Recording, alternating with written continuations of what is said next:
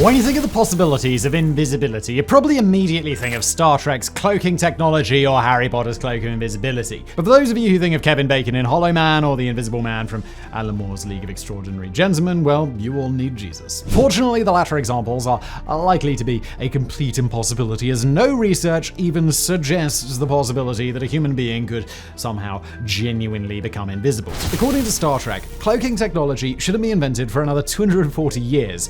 But it seems like they missed the mark on that by quite a bit. A lot of advancements are being made in cloaking technology using a variety of different methods. Science has figured out how to hide objects from view, at least small objects, so now the goal is just to scale up that technology and improve its efficacy.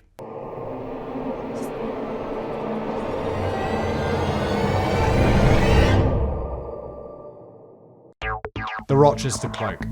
As we said, there are a lot of different methods being worked on simultaneously for cloaking technology. One of the first and most simple was the Rochester Cloak, something also called the Howell Choi cloaking device. It was named for physics professor John Howell and his graduate student Joseph Choi at the University of Rochester.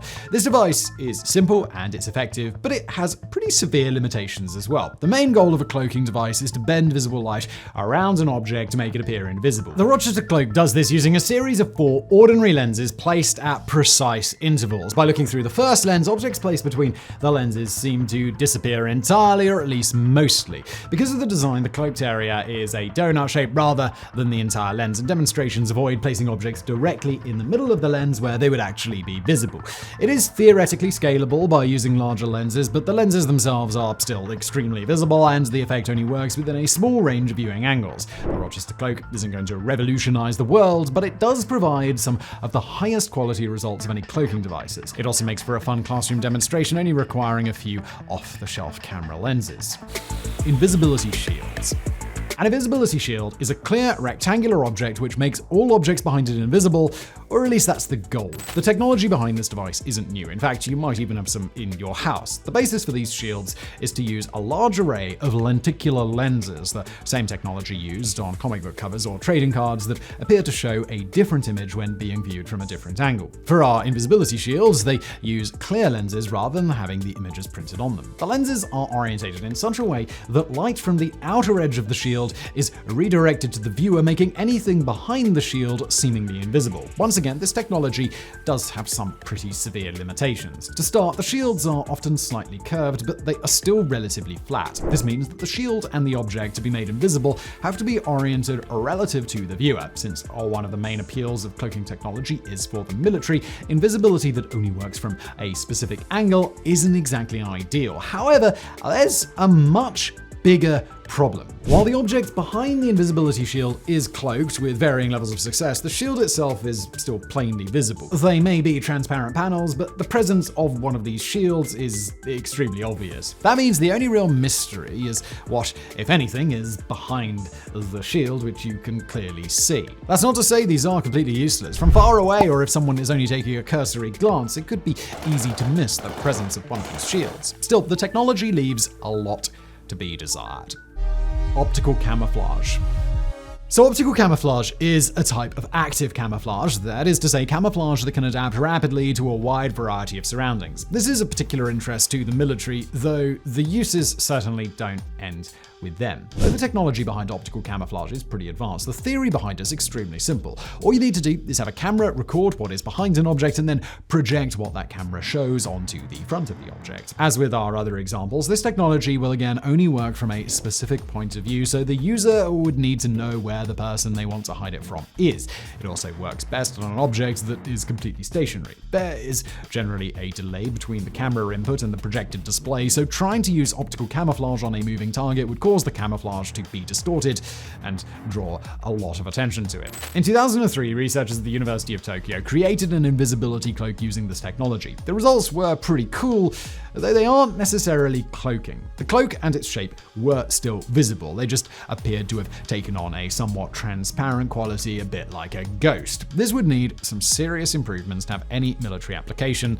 But there are other uses. In 2017, Toyota patented optical camouflage technology for their cars designed to increase safety. The A-pillars on either side of the dashboard have only gotten bigger as time has gone on. This increases safety for the driver in the event of a collision, but it also reduces visibility. By using optical camouflage to increase visibility for drivers, they hope to reduce crashes and increase safety for pedestrians. The technology has also been implemented for driving in reverse as well. Backup cameras are great, but you have to look at those little lines on the display screen to figure out how close you are to actually colliding with something. By turning the car's back seat into an optical display, the driver can instead put the car in reverse and essentially see through the car to see how close they are to objects, as well as increasing their field of view. The use of optical camouflage in cars might be cool, but it doesn't actually do anything to camouflage the cars themselves. And look, today we're supposed to be talking about cloaking devices that make any object invisible from any angle, so I have to keep on looking. It's just the car stuff was super cool, so we wanted to talk about it.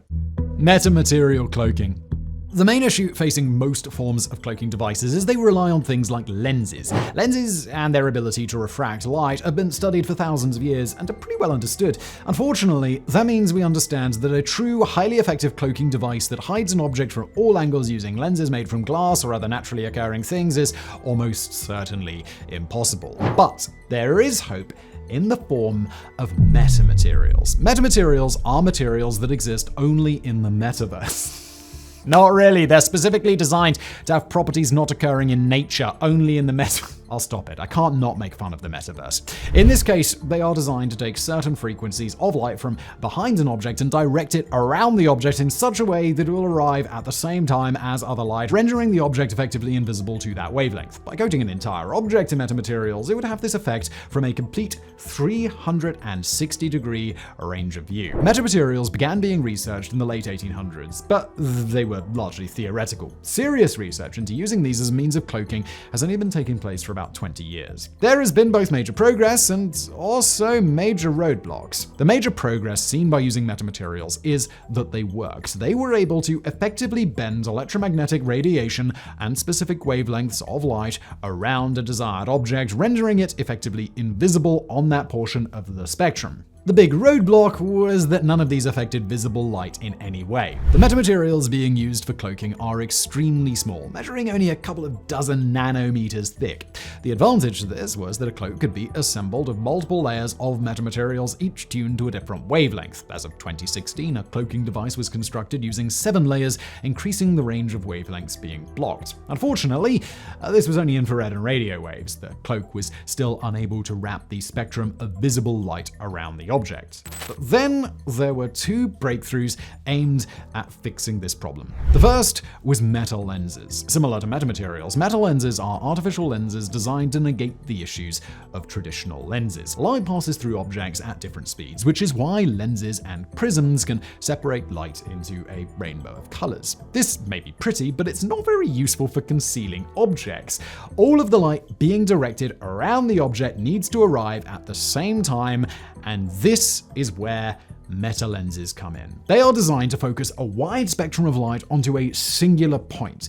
It was an improvement, but it still wasn't perfect. The next big development was titanium nanofins. The nanofins guide different wavelengths of light onto different parts of the metal lenses to ensure that all the various wavelengths will arrive at the same point at the same time. This was a huge breakthrough in the efficacy of these cloaking devices. Using only metamaterials, the spectrum of wavelengths that could be bent around an object did not include any of the visible spectrum of light. Thus far, combining metal lenses and nanofins has been able to redirect 2/3 of visible light. It's a huge improvement, and though to the best of our knowledge, these technologies have yet to be fused with metamaterials, it's clearly only a matter of time.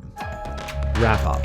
Cloaking technology has come a long way in a short amount of time. Though there are many low-tech options that provide reasonable results for a parlor trick or a magic show, high-tech research is showing us that a true cloaking device may be much more likely than anyone would have originally believed. At least some high-tech research is beginning to show that. There is research into what's known as carpet cloaks, though this is quite a bit underwhelming. They are an expensive micro-technology that can be only used to render tiny objects invisible by being placed on top of the desired object while it is on a flat surface. Any child that was trying to get out of cleaning their room could tell you that an ordinary carpet does the exact same thing, but on a much larger scale. But with the advances in meta lenses and their eventual fusion with metamaterials, it seems all but certain that true cloaking technology will be available well within our lifetimes. Not only was Star Trek wrong about predicting the timetable, predicting that it wouldn't be invented until 2266, but they also showed a complete lack of faith in human ingenuity by predicting that it was going to be alien technology. This upcoming technology goes further than just making objects invisible as well. It is believed that similar technology can be used to make objects invisible not only to light,